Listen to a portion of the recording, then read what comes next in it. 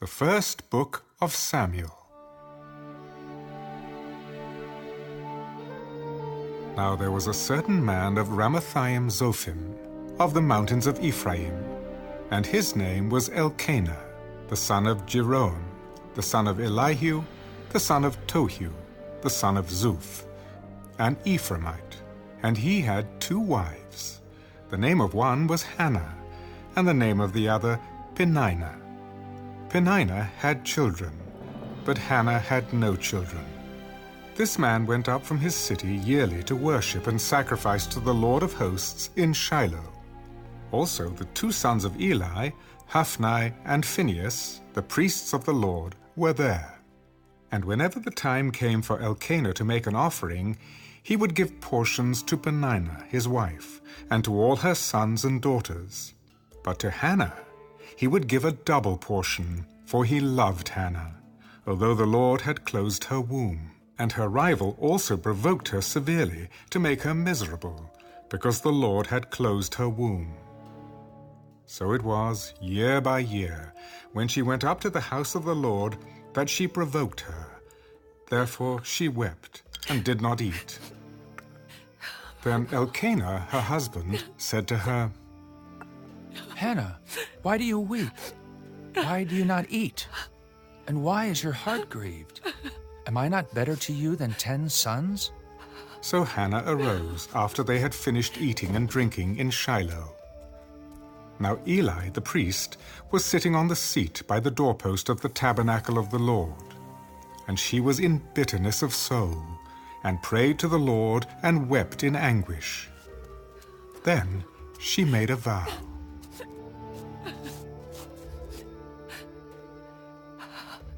O Lord of hosts, if you will indeed look on the affliction of your maidservant, and remember me, and not forget your maidservant, but will give your maidservant a male child, then I will give him to the Lord all the days of his life, and no razor shall come upon his head.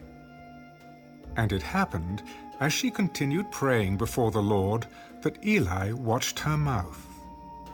Now Hannah spoke in her heart, only her lips moved, but her voice was not heard. Therefore Eli thought she was drunk. How long will you be drunk? Put your wine away from you. No, my lord. I am a woman of sorrowful spirit. I have drunk neither wine nor intoxicating drink, but have poured out my soul before the Lord. Do not consider your maidservant a wicked woman, for out of the abundance of my complaint and grief I have spoken until now. Go in peace. And the God of Israel grant your petition which you have asked of him. Let your maidservant find favor in your sight. So the woman went her way and ate, and her face was no longer sad. Then they rose early in the morning and worshipped before the Lord, and returned and came to their house at Ramah. And Elkanah knew Hannah his wife, and the Lord remembered her. So it came to pass, in the process of time, that Hannah conceived and bore a son, and called his name Samuel. Because I have asked for him from the Lord. Now the man Elkanah and all his house went up to offer to the Lord the yearly sacrifice and his vow.